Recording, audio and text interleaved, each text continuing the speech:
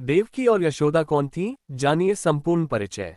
भगवान श्री कृष्ण ने राजा शूरसेन के पुत्र वसुदेव की पत्नी देवकी के गर्भ से जन्म लिया था और गोकुल के ग्राम प्रमुख नंदराय की पत्नी यशोदा ने उन्हें पाल पोसकर बड़ा किया था। देवकी मथुरा के राजा उग्रसेन की पुत्री और कंस की बहनी थी, जिनका विवाह पास ही के राजा शूरसेन के पुत्र वसुदेव से विवाह हुआ था। वसुदेव की पहली पत्नी रोहिणी थी। भगवान कृष्ण की माता देवकी ने वसुदेव जी के साथ अपने जीवन के महत्वपूर्ण वर्ष जेल में ही बिता दिए थे। कंस वध के पश्चात ही उनकी रिहाई हुई थी।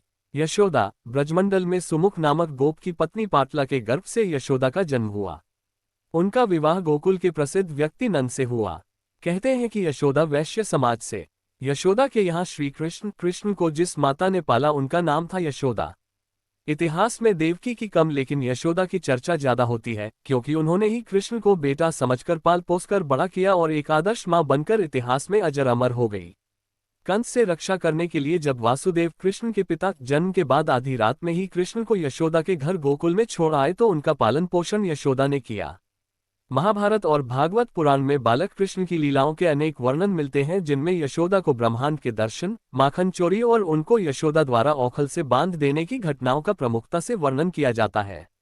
यशोदा ने बलराम के पालन पोषण की भी महत्वपूर्ण भूमिका निभाई, जो रोहिणी के पुत्र और सुभद्रा के भाई थे। उनकी एक पुत्री का भी वर्णन मिलता है जिसका नाम एकांगा था। भगवान श्री कृष्ण ने माखन लीला, उखल बंधन, कालिया उद्धार, पूतना वध, गोचरण, धेनुक वध, दावाग्निपान, गोवर्धन धारण, रासलीला आदि अनेक लीलाओं से यशोदा मैया को अपार सुख दिया।